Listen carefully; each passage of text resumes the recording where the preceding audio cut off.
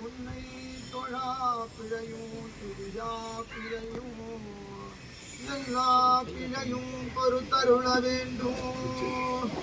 எல்லா பிழையும் பொறுத்தருள வேண்டும். எனையாளும் ஈசனே எரிமேலி வாசனே சபரிகிரி நாதனே நெய்ய விசேஷனே பக்தருக்கு நேசனே சுவாமியே சுவாமியே விடை செய்தாலும் ஏது விடை செய்தாலும் ஏழை எனக் கருளி ஒரு வீடும் புரியாத தெய்வமே சபரிகிரி மலையில் வாழும் மணிகண்ட மாமூர்த்தியே என்னை மன்னிக்க வேண்டும் அப்பா சுவாமியே.